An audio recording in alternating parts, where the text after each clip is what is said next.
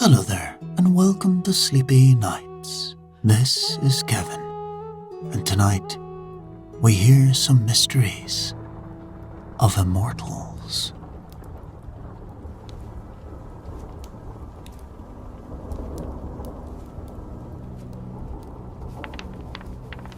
There is a story, and it may be true, about a dinner party in Paris in the year 1760. The guest of honor was a man who called himself the Count of Saint Germain. Nobody knew where he came from. Nobody knew his real name.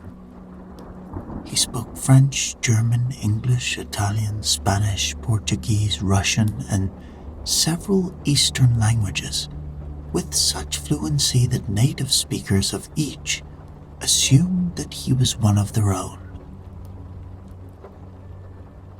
He played the violin like a virtuoso. He painted. He claimed to have perfected a technique for enlarging diamonds. He dressed immaculately, wore jewels on every finger, and never ate in public. At this particular dinner, the conversation turned, as it so often did around Saint Germain, to history. And the Count began to describe, in considerable detail, a conversation he'd had with Richard the Lionheart during the Crusades. He said it casually, the way you might mention something that happened last weekend. The other guests shifted in their chairs. The Count noticed and smiled, but did not correct himself. Later that evening, someone approached his valet, an elderly man who had served Saint Germain for as long as anyone could remember, and asked, half-joking, whether it was true that his master was 300 years old. The valet considered the question carefully.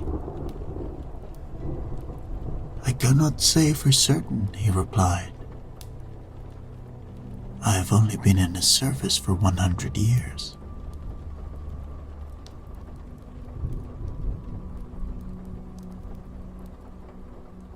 And this is where it begins, not with gods who live forever.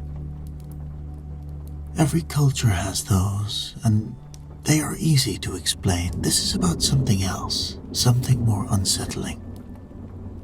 This is about people, or mortals, who simply did not die.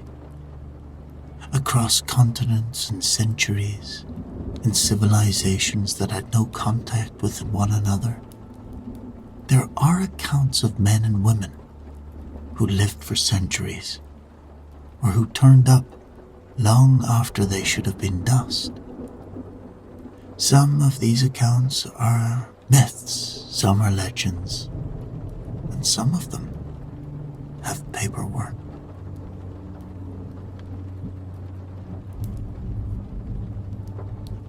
Let's begin with the Count of Saint Germain, since we're already in his company. He first appeared in the courts of Europe around some time in 1710, though the exact date is uncertain because he seemed to already have been around for a while by the time anyone thought to write him down. Nobody could pin down his nationality. Nobody could trace his wealth, which was considerable. He carried loose diamonds in his pockets the way other men carried snuff. Over the next several decades, he moved through the highest circles of power in France, Germany, England, Russia, and Italy. Welcomed everywhere, trusted by monarchs, and understood by no one. He was received by Louis XV, who is famously suspicious of courtiers and their motives, yet who gave Saint Germain private apartments and a fully equipped laboratory. Voltaire, not a man given to credulity or to flattering anyone, called him a man who never dies and who knows everything. Casanova met him on multiple occasions across several years and was struck by how little he seemed to age between encounters. The Countess von Gorgy insisted, loudly and to anyone who would listen, that she had met this man, this exact man, in Venice 50 years earlier, and that he looked exactly the same, not similar, the same.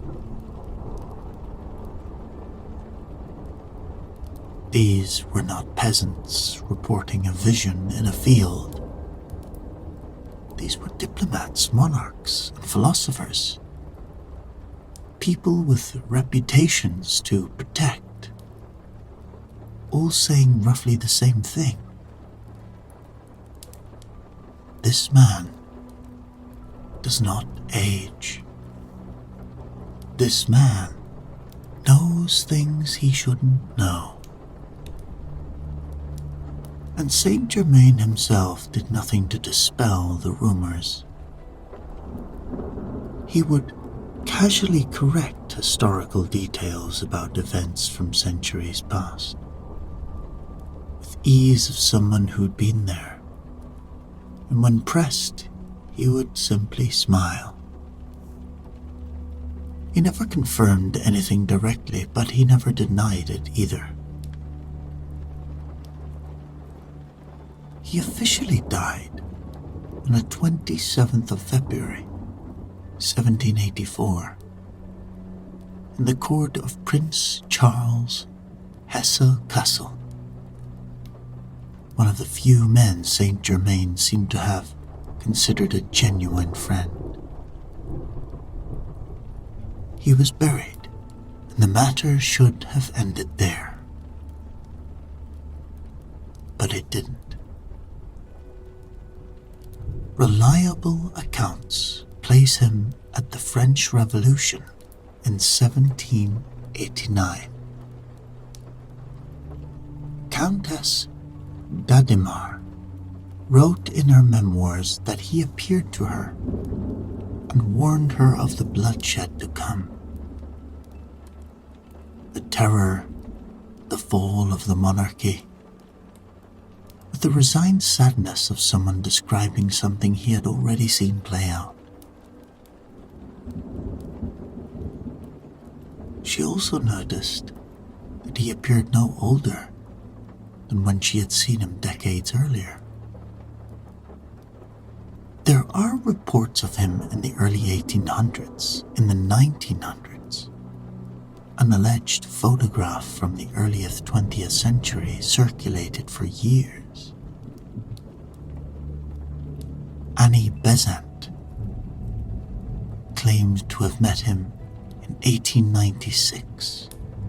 The descriptions never changed. The immaculate dress, the jewels, the knowledge of things no living person should ever remember. He is either the most extraordinary con artist in European history, or something that doesn't have a comfortable explanation.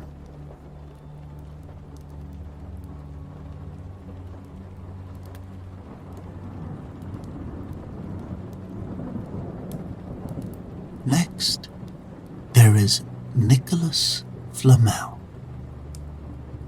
Now, on the surface, his story is modest. He was a Parisian scribe and bookseller born around 1330, who lived a quiet, prosperous life with his wife. He donated money to churches. He commissioned headstones. He died on the 22nd of March, 1418, and was buried in the Church of the Holy Innocents His will survived. His tombstone survived. His legacy by all rights should have been a footnote. Except that in the decades and centuries after his death, travelers began to report seeing him. A man matching his description was reportedly encountered in Turkey, then in India. Always older but very much alive and in the company of his wife, who had supposedly died before him.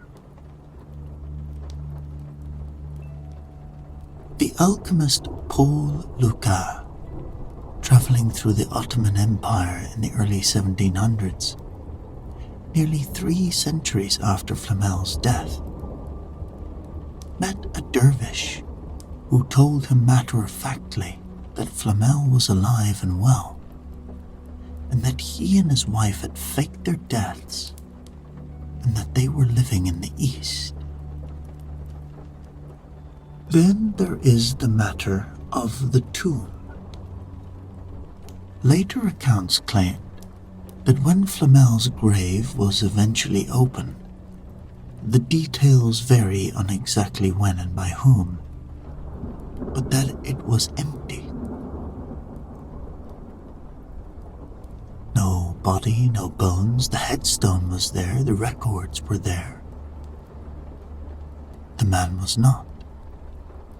Whether this is true or simply the kind of detail that attaches itself to a good story, no one can say for certain, but it has been repeated for centuries, and no one has convincingly put it to rest. The explanation that attached itself to Flamel, and that has never quite let go, is the Philosopher's Stone. The legend says he acquired a mysterious book, the Book of Abraham the Jew, and that through decades of study he decoded its secrets. The stone, in alchemical tradition, was not primarily about turning lead into gold, though it could supposedly do that. The real prize was the elixir of life. The transmutation of metal was a side effect. The transmutation of mortality was the point. Whether Flamel ever found such a thing, no one can say. What the records show is a modest scribe who lived a comfortable life, gave generously to the poor, and died at a reasonable age for his era. What the legend insists is something else entirely. An empty tomb, a wife who should have been dead walking beside him through distant countries,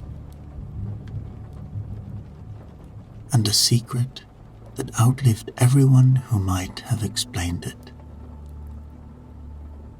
Of all the immortality stories in European history, Flamel's is the quietest, the most domestic, and for that reason perhaps the most unsettling. The Count of Saint Germain was flamboyant enough to be dismissed as a performer. Flamel was a bookseller. Booksellers do not usually become legends, unless something genuinely strange might have happened.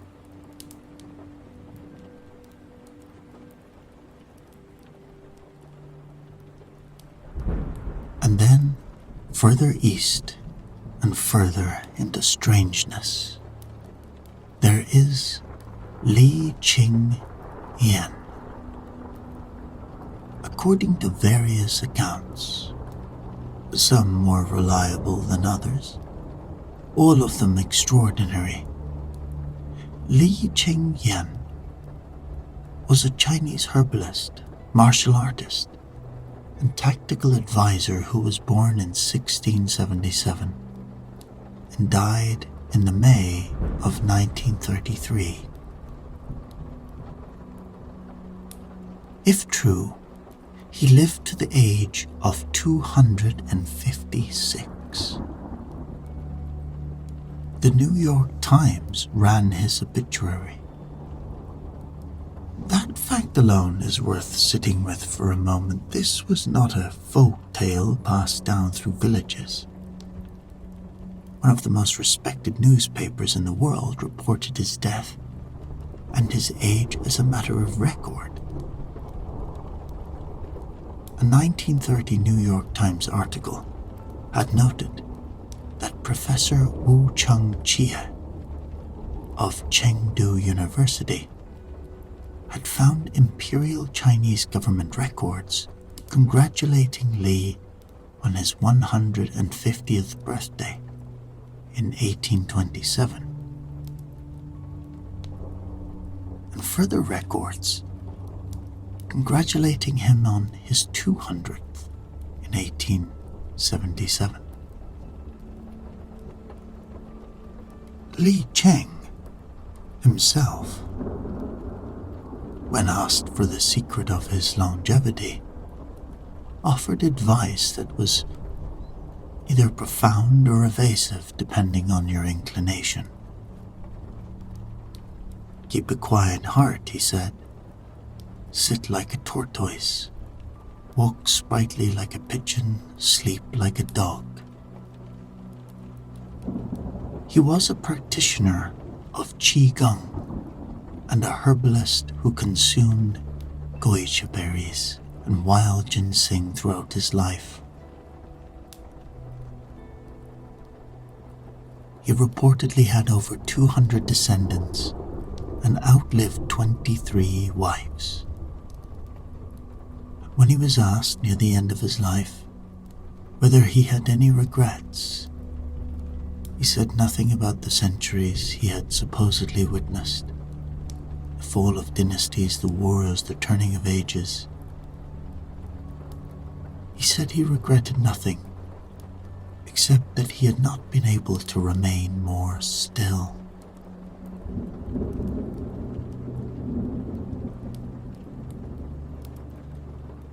He was either the longest lived human being in recorded history or one of the most peculiar cases of identity confusion ever documented.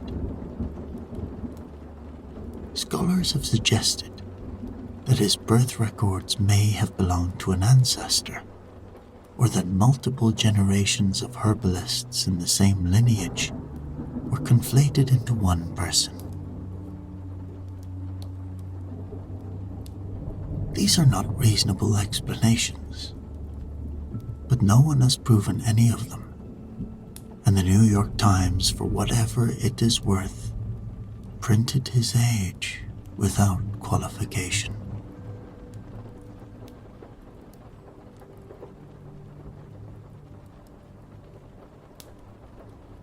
Now, not everyone who lived forever chose it. Some of the most haunting immortality stories across human cultures are not stories of triumph. They are punishments.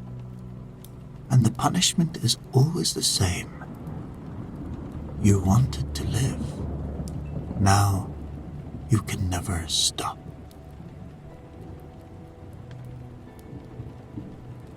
The most widespread of these figures is the Wandering Jew, or known as Ahasuerus, or by no name at all.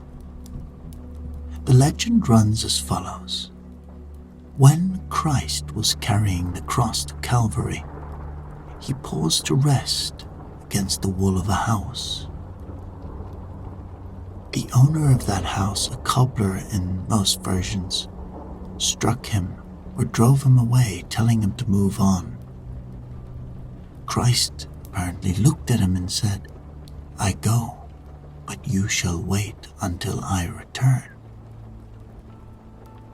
And so the man walks. He has been walking for 2,000 years. Reported sightings of the Wandering Jew span 13 centuries and stretch across the whole of Europe and beyond. He was seen in Hamburg in 1547, where a bishop named Paulus von Eystein claimed to have spoken with him at length and found him fluent in every language but consumed by grief. He was reported in Spain, in England. In the Ural Mountains in Scandinavia, he appeared in different cities under different names, but the description was always remarkably consistent. A tall, gaunt man with deep-set eyes, who carried an impossible weight of years and knew too much, far too much, about the streets of ancient Jerusalem, about everything. The earliest written account of him comes from a chronicle by Roger of Wendover in 1228, who recorded the testimony of an Armenian archbishop visiting England. The archbishop claimed to have personally dined with the man, who was at the time called Cartaphilus, and to have heard his story firsthand. From there, the sightings multiply across centuries through the medieval period, the Renaissance, as well as into the modern era. As late as 1868, a Mormon apostle in Salt Lake City reported an encounter with a mysterious wanderer who identified himself as the same man.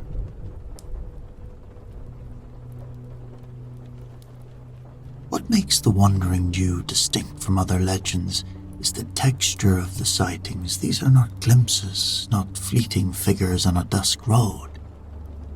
People claim to have sat with him, spoken with him for hours, heard him describe events from 2 millennia ago with the weariness of someone who had seen everything.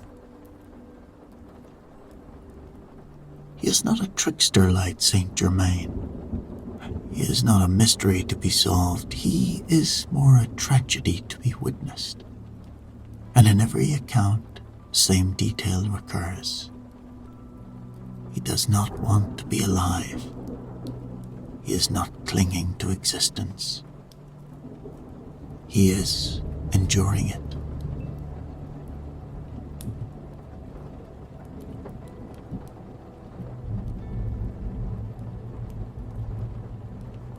Half the world away, in a tradition far older than Christianity, there is another figure who walks and cannot stop. His name is Ashwatthama, and his story is told in the Mahabharata, the great Sanskrit epic of ancient India.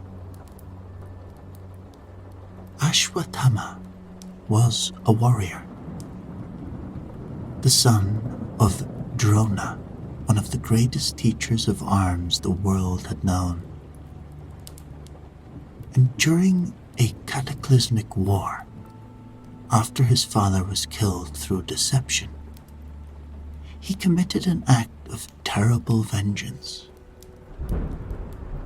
He crept into the enemy camp at night and slaughtered warriors in their sleep, including children. In some versions, he unleashed the Brahmastra, a weapon of divine destruction against the unborn. For this crime, Krishna cursed him. The jewel that had been embedded in Ashwatthama's forehead since birth, a gem called the Mani, which had granted him protection from all earthly dangers, disease, weapons, hunger, thirst, fatigue, was torn from his flesh, leaving a wound that would never heal. and Krishna spoke the sentence. Ashwatthama would wander the earth for 3,000 years alone in pain, with that open wound weeping on his forehead, unable to die and unable to find rest. He would carry the memory of what he had done through every waking moment of those 3,000 years. The wound would not let him forget. The loneliness would not let him forget. And no one would help him, because no one could.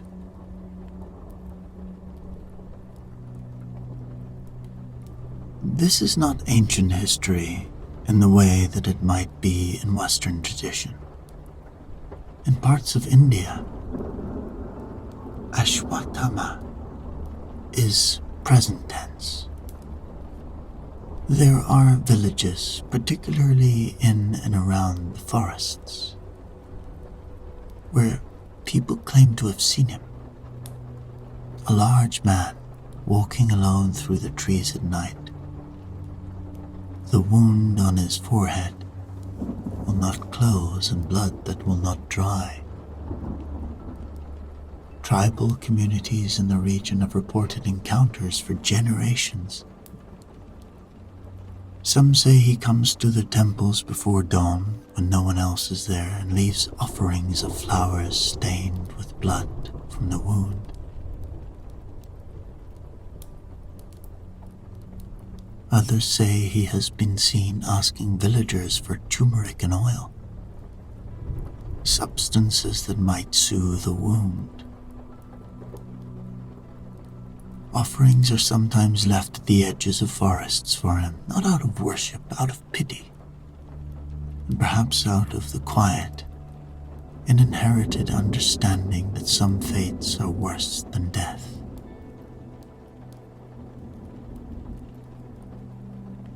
Ashwatthama is one of the Chirunjivi, the 7 immortals of Hindu tradition, who are, according to scripture, alive at this moment.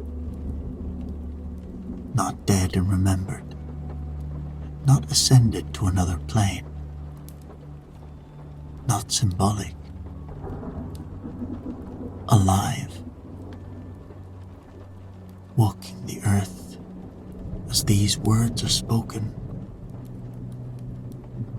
Hanuman, the devoted servant of Lord Rama, is another, though his immortality is a blessing, not a punishment. Parashurama, the 6th avatar of Vishnu, the warrior with the axe, who purged the earth of corrupt kings 21 times over, is said to be meditating somewhere in the mountains, waiting for the age to turn.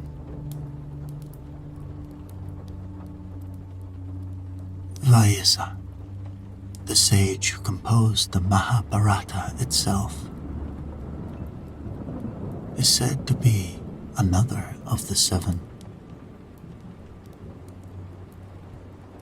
The author of the story is still alive inside his own story.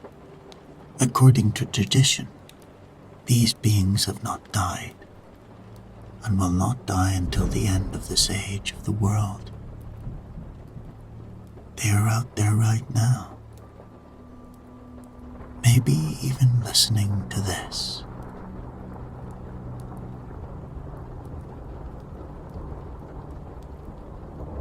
There is a layer beneath all of this, older than history, older than any individual name or story, and it is arguably the strangest part.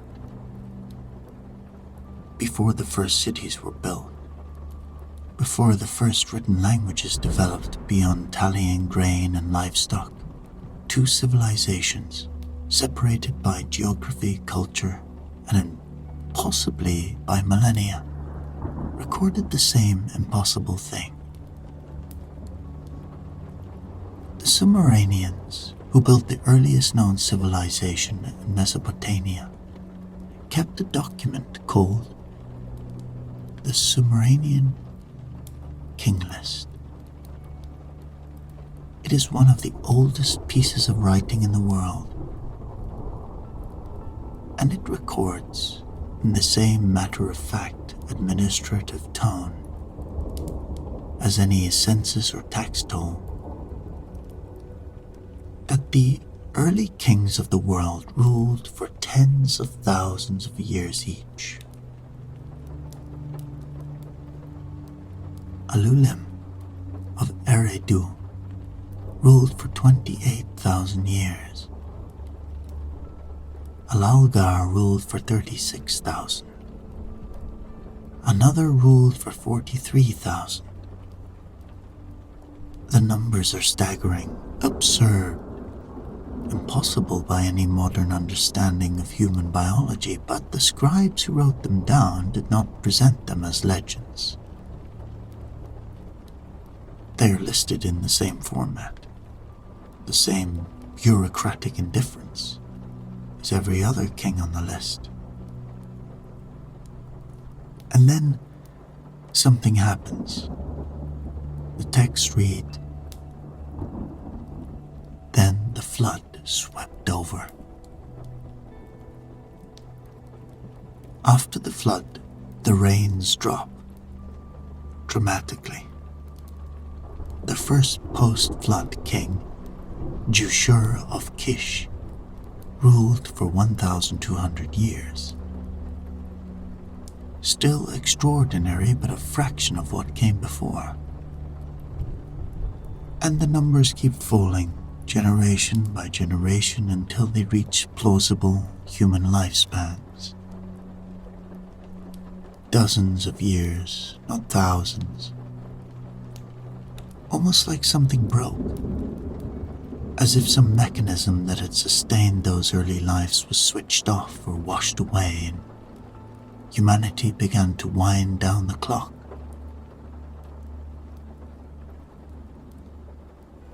Now, consider Genesis. The Hebrew scriptures record almost exactly the same pattern.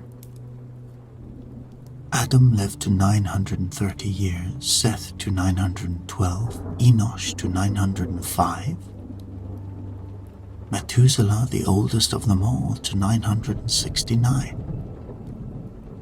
These figures are presented in genealogies, not poems, not parables, lists. And then the flood comes. After the flood, Noah lives to 950. But his descendants do not. Shem lives to 600, Arpachshad to 438, Shelah to 433. The numbers seem to tumble generation by generation, in what reads almost like a decay curve, a frequency dropping, until Abraham dies at 175 and Moses at 120. And the age of impossible lifespans is over.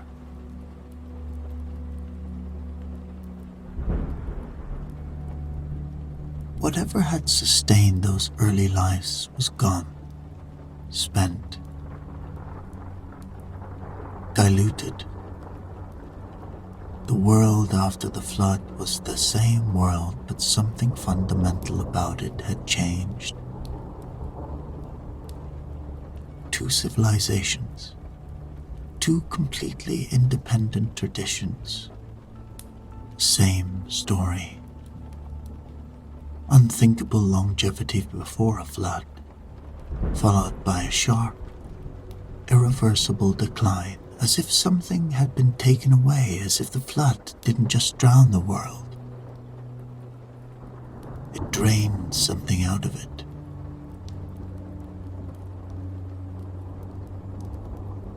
But there are sensible explanations for all of this. Sumerian numbers may be symbolic. Mathematical constructs in a base 60 system, representing something other than literal years. The Bible lifespans may be theological, a way of saying the world grew dimmer as it moved further from its source. But neither text reads like symbolism. Both read like records, both sit inside longer documents that transition, without any change in tone or format, into historically verifiable events and people. The impossible parts and the possible parts are written in the same hand, in the same voice, as though it were all simply what happened.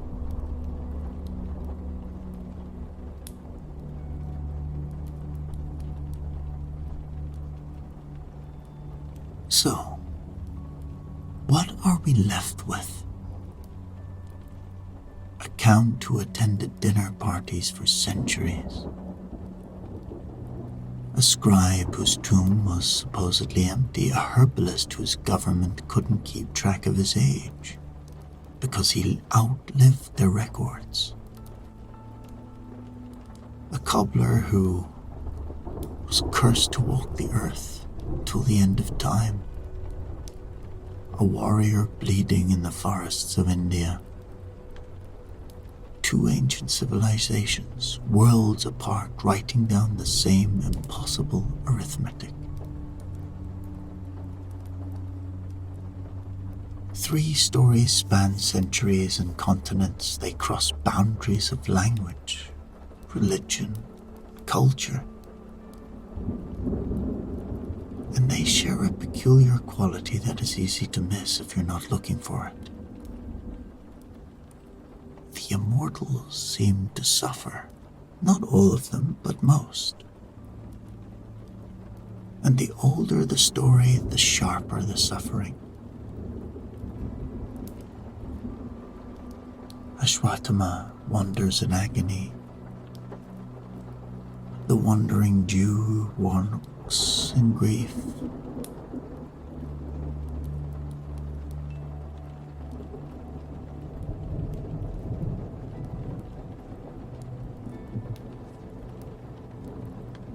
Tithonus, in Greek myth, was granted eternal life by Zeus at the request of Eos, the goddess of the dawn who loved him. But she forgot to ask for eternal youth. It is one of the cruelest details in all of mythology, the small omission. One word left out of the wish and it becomes a nightmare. So, Tithonus aged and kept aging, shriveling and shrinking, his skin like parchment, losing his mind, and his body with his life burned on without end, and he begged for death, but it would not come. It had been told not to. Eventually the gods took pity, or perhaps grew tired of listening and turned him into a cicada. His voice remains, dry, rasping, but everything else is gone. Even the goddess who had loved him could not bear to look at what he had become. She turned away. Dawn still comes every morning, but she does not look back.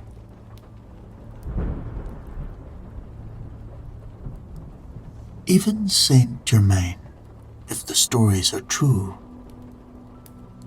presents a picture that is less inviolable than it appears. A man with no home, no country, no family, always arriving, always charming, always leaving, never still, never known, moving through centuries like a stone skipping across the water.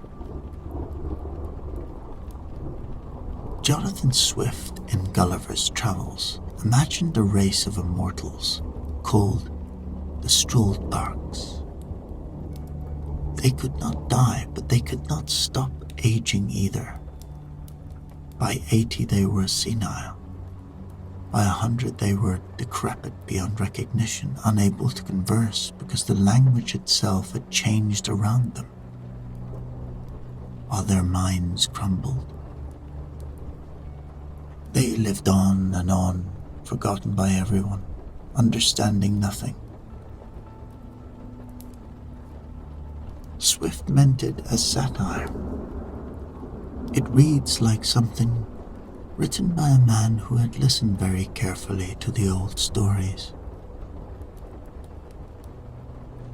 There is a pattern here, and it's worth naming. The old stories, the ones with roots, the ones that survived because they carried something true.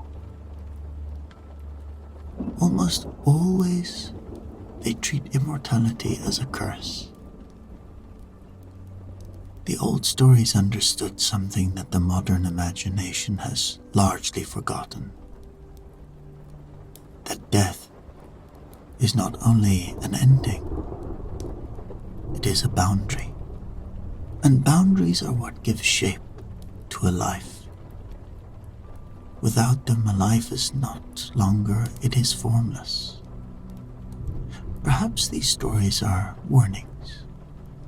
Perhaps they are the way cultures process the terror of death by imagining something worse. Or perhaps, and this is a thread that will not tie itself neatly, perhaps some of them are records. The Sumerian king list was not written as mythology, it was written as administration. Genesis was not written as poetry. It was written as genealogy. The witnesses who saw Saint Germain were not mystics sitting in darkened rooms, they were diplomats and kings. None of this proves anything. Proof is not the currency of stories this old. But proof is not the only thing that matters either. What matters is the question.